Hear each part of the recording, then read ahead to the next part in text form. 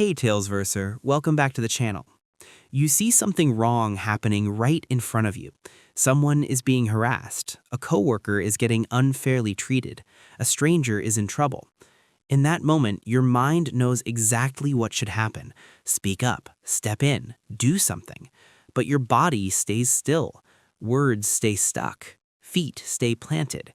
You look around, wait for someone else to move, and then the moment is gone.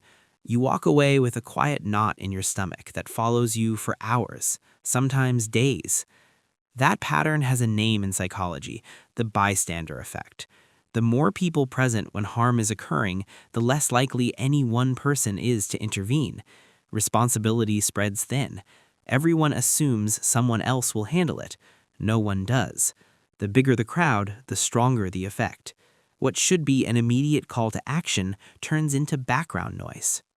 Research in the 1960s first brought serious attention to this dynamic after a widely reported case where multiple witnesses heard cries for help, but no one acted. Later investigations showed the details were more complicated than initially reported, but the central finding held true. The presence of multiple bystanders sharply reduces the chance anyone will step in. Experiments over the decades have confirmed it consistently. In one well-known study, a participant sat alone filling out a questionnaire while smoke slowly filled the room. 3/4 reported the smoke within 2 minutes. When 2 other people, instructed to ignore it, were present, only 1 in 10 said anything. The rest stayed seated, breathing in smoke, waiting for someone else to react. The effect reaches far beyond physical emergencies. It appears in ordinary moments. A coworker faces unfair criticism and the team stays quiet. A stranger gets harassed in public and people suddenly become very interested in their phones.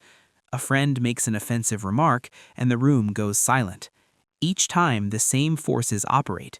Responsibility diffuses. Pluralistic ignorance takes over.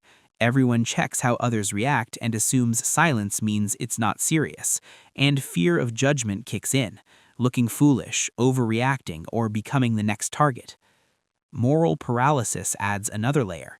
Even when you know something is wrong, the body often refuses to move. Heart rate climbs, throat tightens, mind races through excuses. It's not my place, maybe I'm misreading it, someone else will say something. That freeze is the nervous system protecting itself. Acting against the group's apparent norm, even a harmful one, can feel like social risk. The brain quickly weighs silence against speaking and usually chooses the path that feels safer right now. The consequences are real. When no one acts, the harm continues. The person being wronged stays wronged. The group quietly normalizes behavior that shouldn't be normal. Those who stayed silent carry a lingering unease.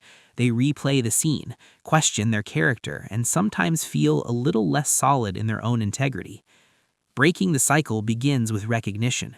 When the freeze arrives, name it quietly. This is the bystander effect trying to keep me safe. Naming it shrinks its power. Then take one small step.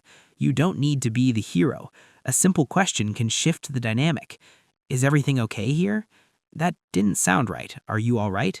One voice often breaks the spell for everyone else. Pluralistic ignorance reverses when someone acts. Practice in low-risk situations first. Speak up on small things, a rude remark, a lazy stereotype, an unfair comment. The more you do it, the shorter the freeze becomes. The nervous system learns that speaking doesn't always lead to danger. Over time, the voice strengthens. No one has to save the world every day, but choosing silence less often weakens the mechanism that keeps good people doing nothing. Each small action reminds you that responsibility doesn't have to be divided. It can start with one person deciding to move. Comment below if you've ever stayed silent in a moment you wish you hadn't. What stopped you? Like if this put words to something you felt. Subscribe if you want more real talks about how the mind works in everyday situations.